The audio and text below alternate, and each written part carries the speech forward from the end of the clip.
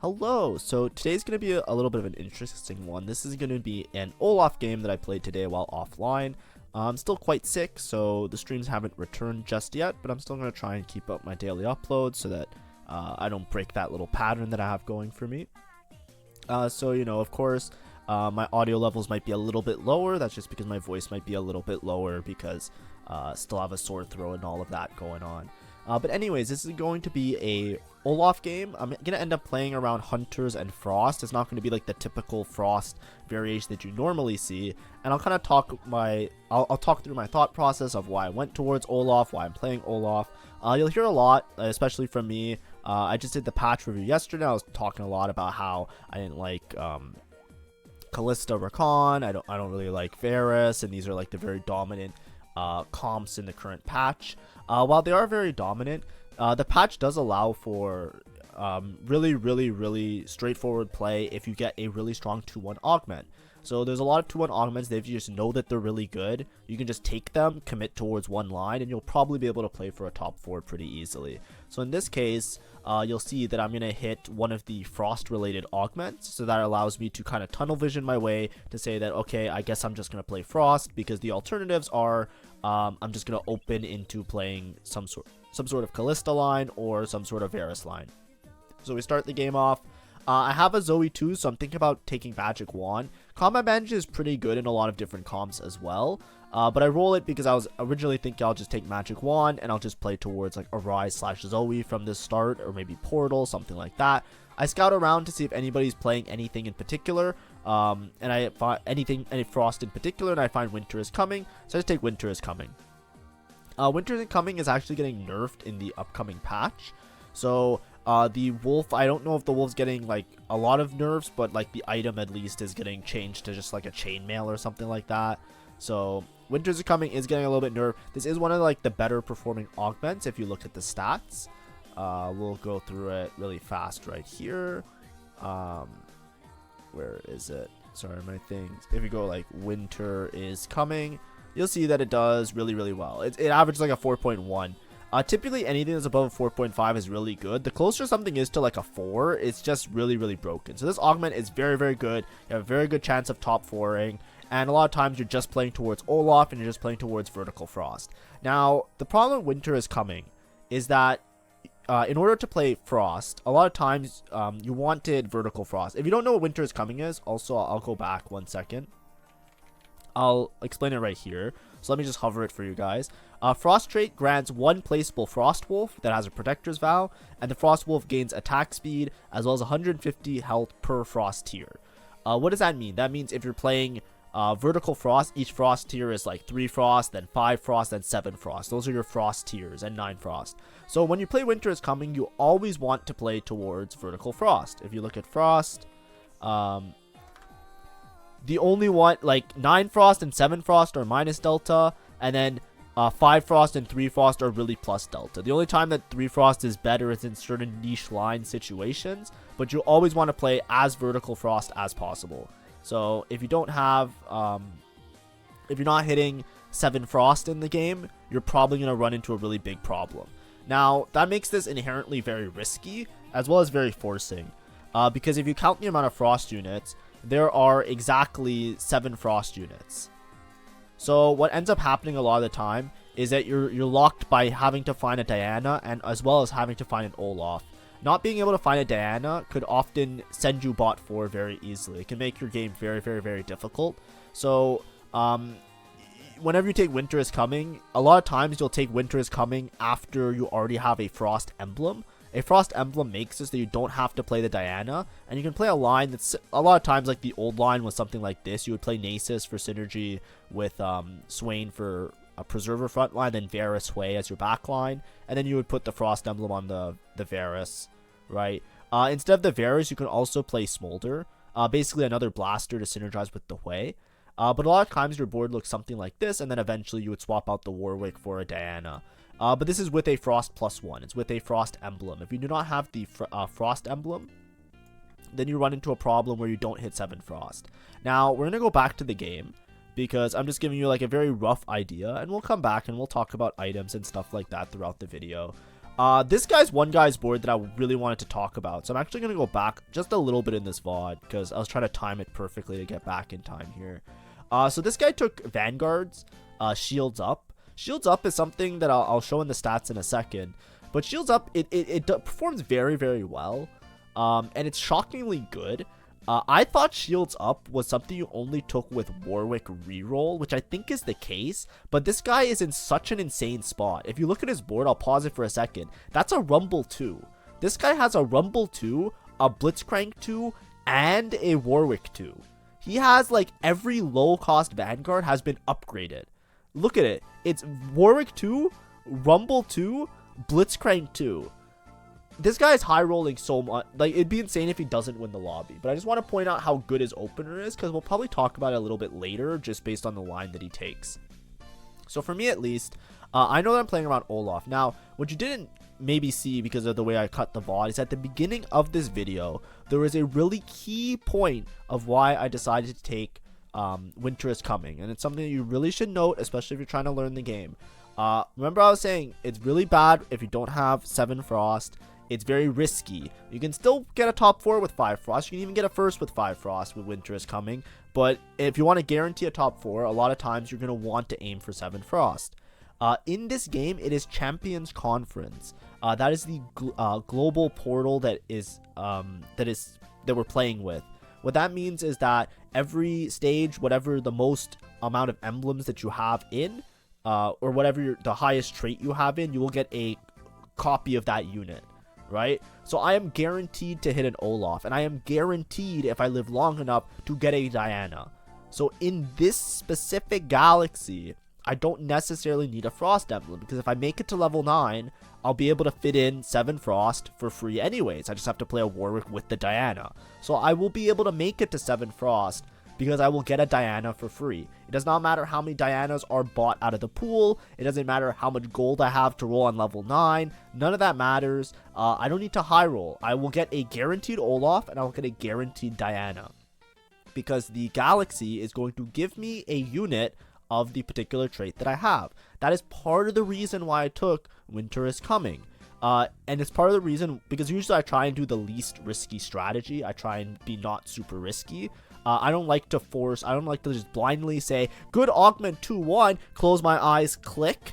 I try and play as flexibly as possible. I try and pick as many different units that I can play, and I try and pick whatever the game gives me. Here, I didn't start with Frost units. I didn't have a insane Frost spot to play Frost, right? My items aren't screaming Frost to me. Nothing was screaming Frost, but what I said to myself is, this is a really good Augment.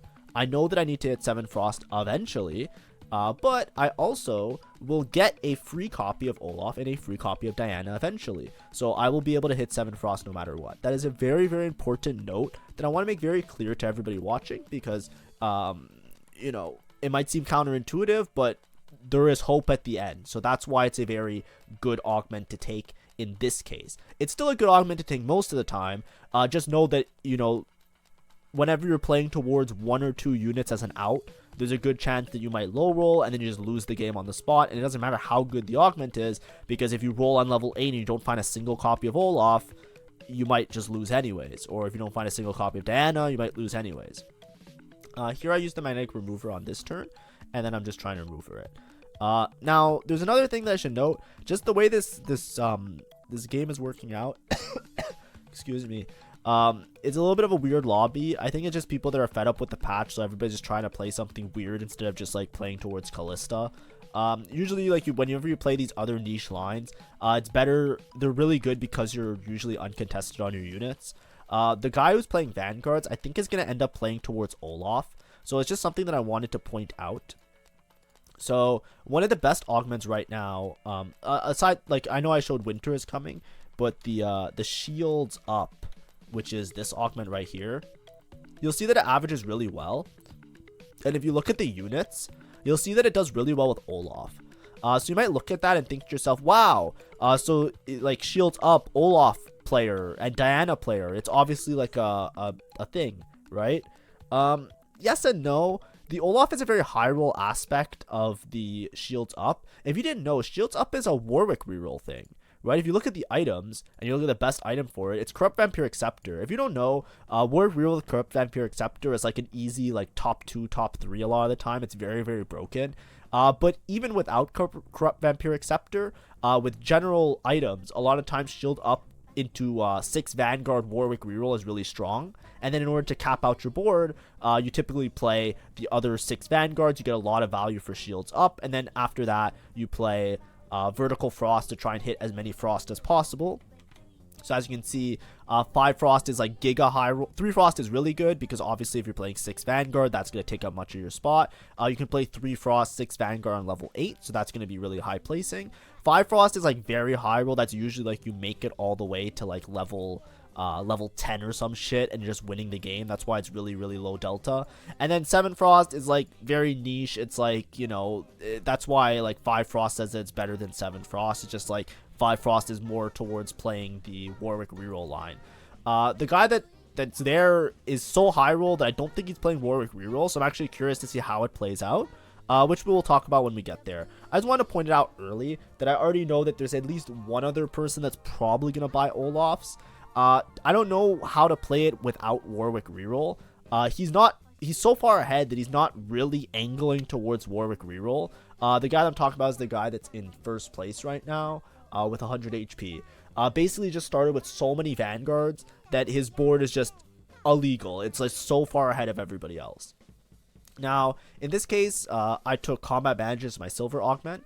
Combat Manager is still a really, really strong silver augment. If you check the stats, it's one of the best ones to take. So I just took it. Gives me some extra survivability. In terms of the items that I got, I used one of my Reforgers, and I made items for Swain, which was the Stone Plate. That's just what I started the game out with. And then I made a Bloodthirster. That's going to be one of my Olaf items. And then my leftover components, I had Anti-Heal. So I made Anti-Heal and I just put on the Hui. When you're playing Vertical Frost, Hui sometimes just does a lot of damage. He gets a lot of AP and a lot of resources. So it works out to itemize your Hui sometimes. And in the worst case, I can just remove the items and put them on somebody else. For most of this mid game, I'm just trying to play a strong board. I'm not trying to lose streak. I don't really care too much about gold. I already know that I'm going to be contested by probably the person in first, so this guy right here. I know that the first place guy is probably going to contest me and play towards Olaf. So I'm already going to be in a spot where I might awkwardly be contested. There's also a guy that's built diff, and built diff players typically will just buy an Olaf if they see an Olaf because they're going to buy a lot of forecasts. So I already know that I'm going to be contested. This is the guy I was talking about, by the way, that's just so insanely strong. Right, he started the game off with Blitzcrank 2, Warwick 2, and Rumble 2. He's 4 Vanguard, everybody upgraded. This guy can go like straight to level 9. Like, I would be surprised if he doesn't end I think he ends the game level 10. I don't know, spoiler or not, if that's a spoiler. I don't remember. You know, my memory is very weak, even though it was like just a couple hours ago I played this game. But like, this guy's high rolling like crazy. So it is what it is.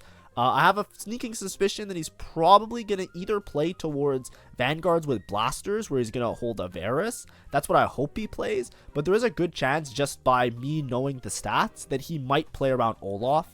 Because that's the case, I just want to make sure that I have a lot of HP. I'm going to get a free copy of Olaf anyways. So I just want to make sure that I have enough HP to greed my Econ so that I can send it later to roll for the Olaf upgrade, if that makes sense.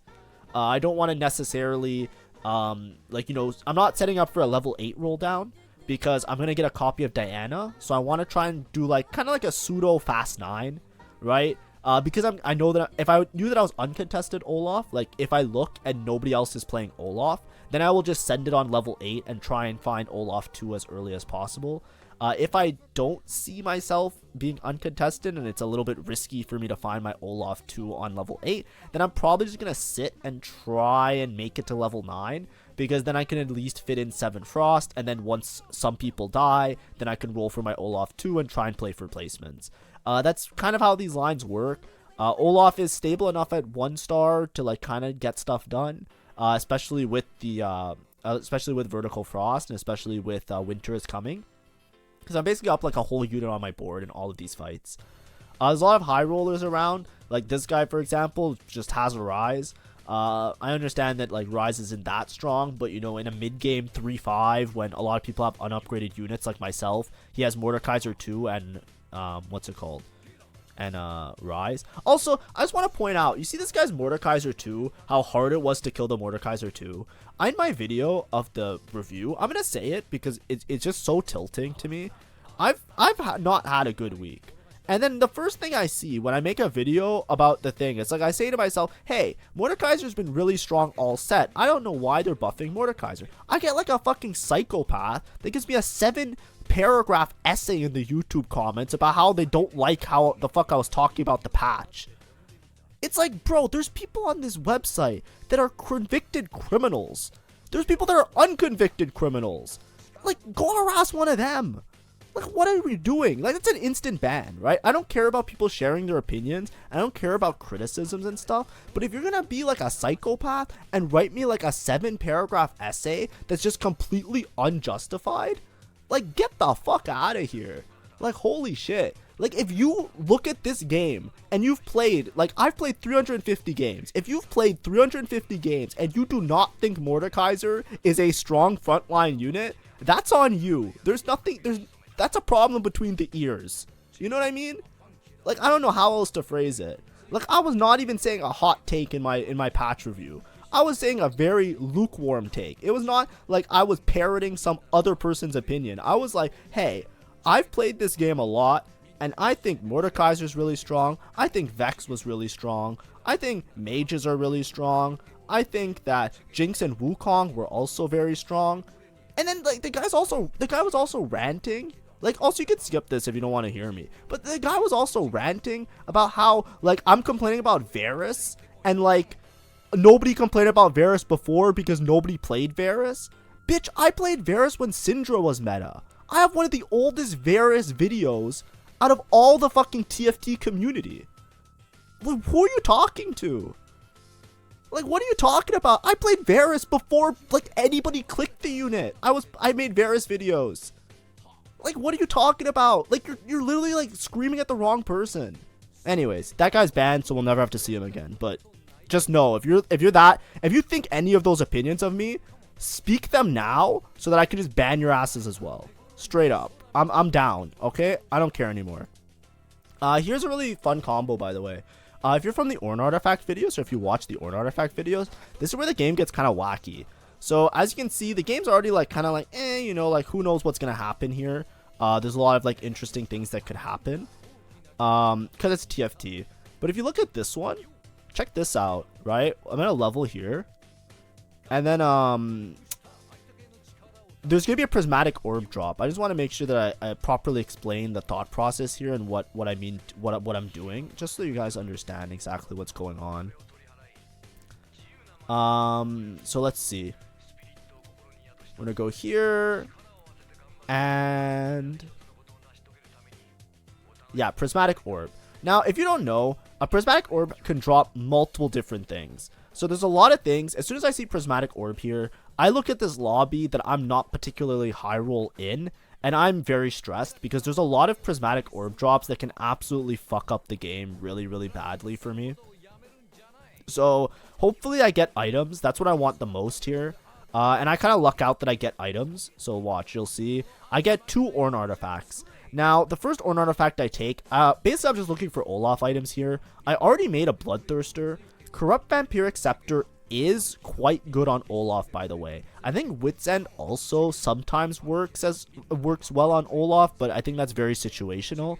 The main item here that I like, though, is Suspicious Trenchcoat. Olaf spends a lot of time jumping around and can randomly snipe the backline, similar to Fiora.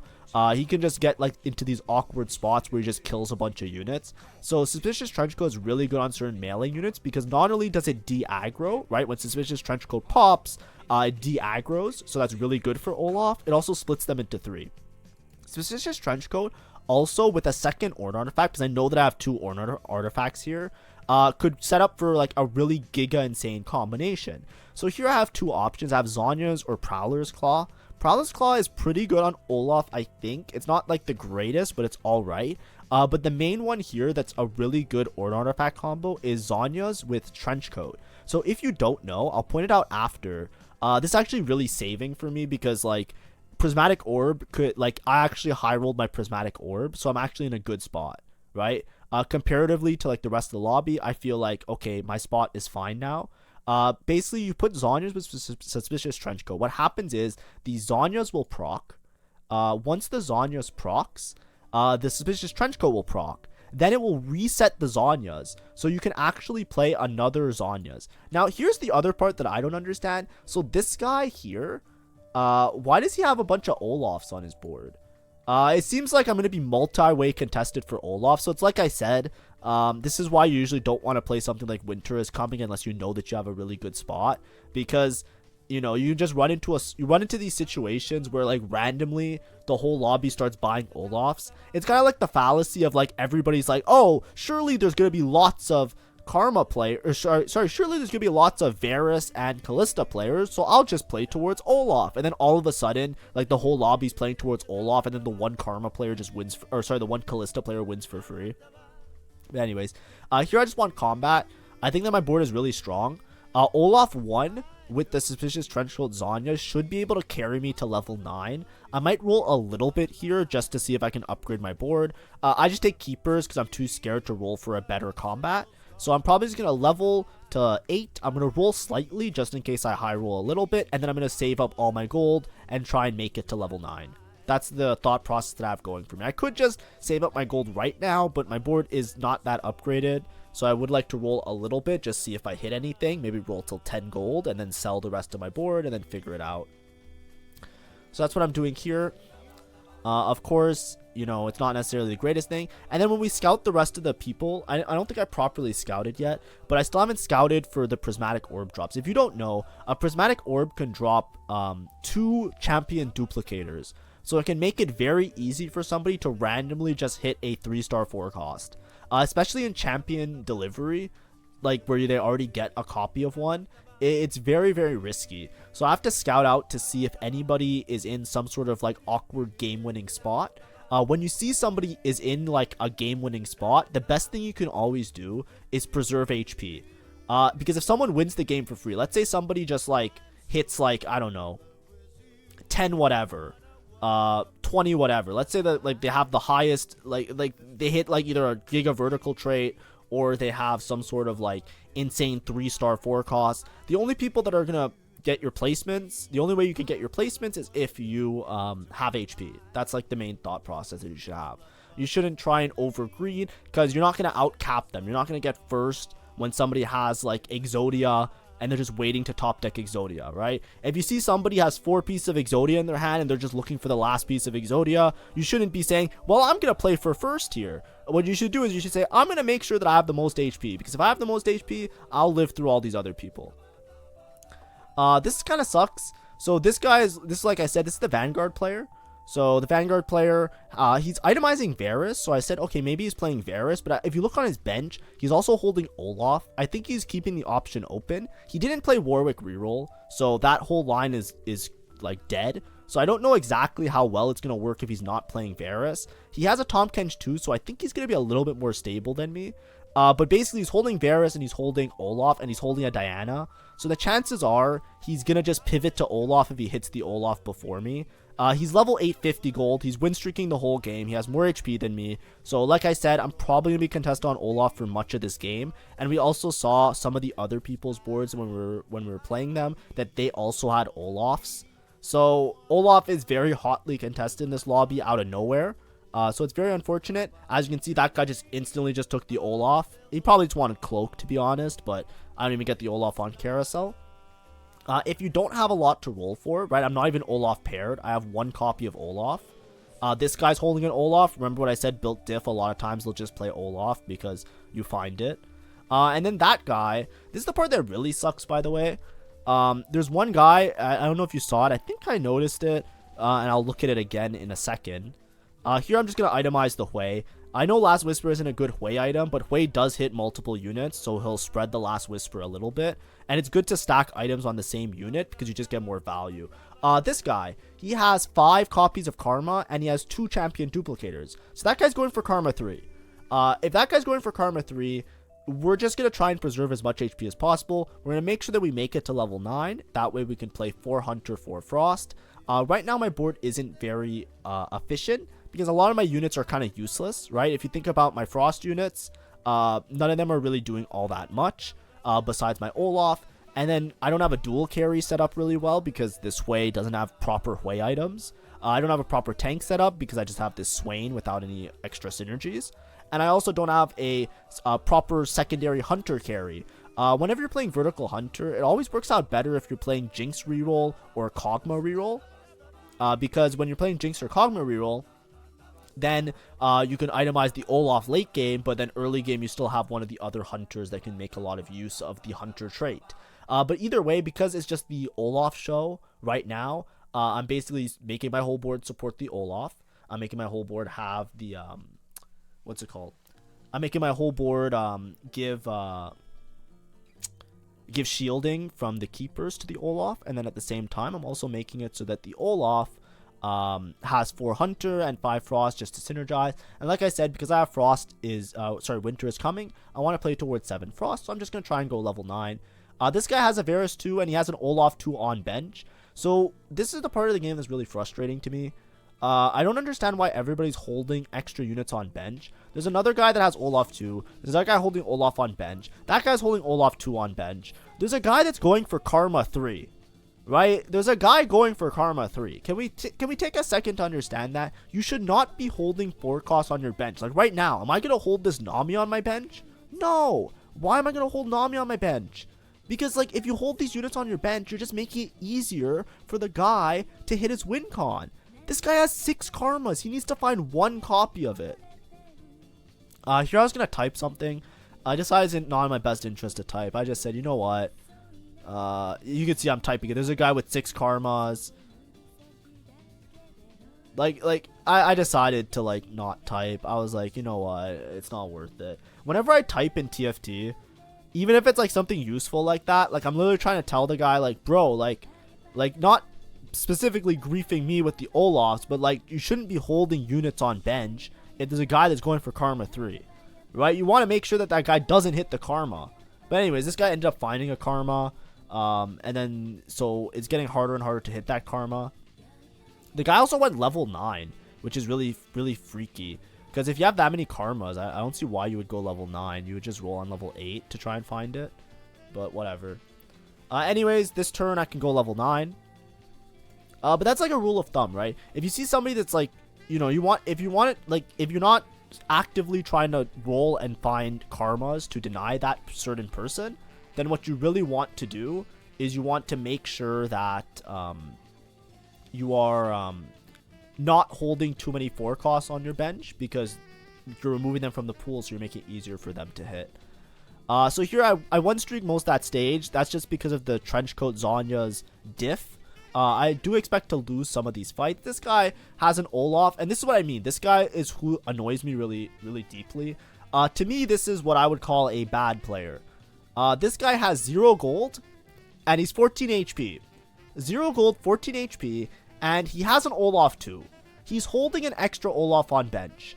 What is the reason for that besides griefing me? He is trying to target grief me? For what reason? There's a guy going for Karma 3. Why are you holding extra copies of 4 costs on your bench? This guy's not, he has no duplicators. He has no gold. This guy right here, he's not going to hit a 3-star. He's not like, I'm holding Olaf because I'm going to hit Olaf 3. There's 3 other Olaf players in the lobby. Like, use your fucking head. You're not hitting Olaf 3. So you holding the Olaf on your bench is only thinning out the pool, making it easier for the Karma player to hit Karma 3. That is just a bad player. If the guy hits Karma 3, you lose anyways. You're dead anyways. All this guy's doing is griefing me in particular for no fucking reason. Use your head when you're holding units, right? Like, it's okay, maybe hold Terex, I don't know, but you shouldn't be holding any of this shit. Right? Why are you holding any of these units? But anyways, as you can see, it's an Olaf 1, but this is what happens with the Olaf, right? As you can see, he'll split, and then the Zonyas will proc, and then the Trenchcoat will proc, and then the Zonyas will proc again. So it makes it really strong. If you haven't seen this type of item combination, I explained it a bit before, but this guy just sucks. No offense, like, I don't know why, I don't know what your decision making is, but you know, as a peer-to-peer, as somebody in the same elo as you, respectfully, what the fuck are you doing? Like there's a guy trying to hit Karma 3. we should not be holding on to these extra copies of units when we don't need to. This guy is 1 karma off, right? That's all he needs to do is roll into 1 karma. And there's so many in the pool. And this guy's just holding extra copies of units. For fun. But it's okay. It is what it is. Now, that doesn't really matter too much to me. This is the Callista player, but I haven't played the Callista player yet. As you can see, it's normal Callista things. This guy just has Recon 1, is just going to win every single game. He's win streaking with Recon 1. So, by the way, to that guy that wrote me 7 paragraphs saying that I live too much in streamer meta, please explain to me how this is streamer meta now. I'll wait. Explain to me how explain to me why I was wrong to say that this needs to be nerfed. Oh, do tell how I was wrong with your 7 paragraphs. Please explain to me. Write me 7 more paragraphs. Oh wait, I fucking banned your ass. Sorry, I'm just really tilted. I've been vibrating for like 4 days straight now because of fever. You know, it's not looking good for me. Oh, it's fine. Like the fever is breaking, but you know what I mean. Like I'm too tilted about little things now. But either way, we're gonna roll for Olaf eventually. Right now, I'm just rolling a little bit. I lost 1 round. Typically, my rule of thumb is when I lose a round, I start to roll a little bit just to make sure that I don't toss the game for free. I'm 54 HP. Like I said before, you just want to save HP. Because I got the broken Zonya's trenchcoat combination, I kind of was able to coast my way into a top 4. And that's based off the prismatic orb drop. If I didn't have a good prismatic orb drop, this game would have been very difficult and probably would have ended up being a bot 4 because the person that had way more gold than me, the high roller, decided to hold on to Olaf's, and there was another guy holding on to Olaf. So it ended up being like a 3-way contest for a subpar line. So, you know, it worked out really well for me, mostly because of the Zonya's trenchcoat. So, you know, if you have that type of option, if you see trenchcoat's one of the best enablers. It really puts you up into like these really insane combinations because of the reset that it gives you. It resets all of your items, right? Trenchcoat with crown guard on some units is really broken. Trenchcoat with like gold generation is really broken. Trenchcoat with executions are really broken, right? There's lots of ways to like make trenchcoat just give you like a lot of value. Trenchcoat with hero augments are really broken. So a lot of times if you want to put yourself into a spot where you have some kind of broken combination where you're like, oh, I can win this for free, a lot of times it starts with taking trenchcoat, and then you find another Ornn artifact that you want to reproduce multiple times, and then you find yourself in like a really, really high roll spot. Now, I'm not sure what the best play is here, by the way. I think I could optimize my board a little bit. 4 Hunter isn't that good. The problem is because I wasn't able to get an Olaf 2 early enough and be super stable. Here I'm holding the Karma just to ensure that I'm doing my part to make sure the Karma player doesn't hit.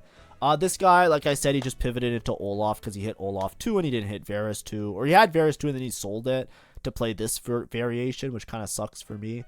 But it's fine because I should be able to find Olaf 2 eventually. It's just that I probably would have won this fight if I had Olaf 2, but instead I don't. So now I just give this guy a free win, which kind of sucks.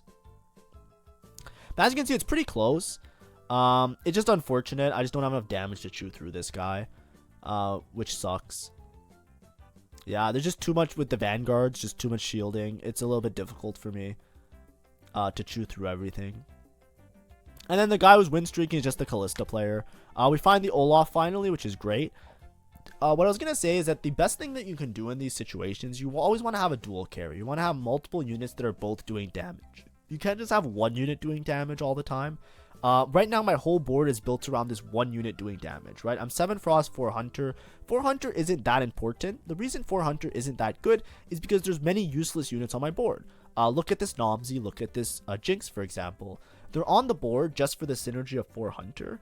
But the problem is, if I replace those with, like, you know, Blaster and Bastion and Shapeshifter and all these other really juicy traits, it doesn't really change the fact that I don't have a dual carry, right? The typical Frost board, a lot of times you're itemizing Varus, you're itemizing Olaf, and then you have Frost and Pyro because you have Varus itemized as well as Olaf itemized, so it works out that both of them do damage.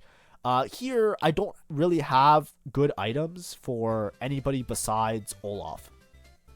I could try and pivot into a Varus line because Varus is maybe uncontested. I just don't have enough gold, right? I was just playing towards this game to guarantee my top 4.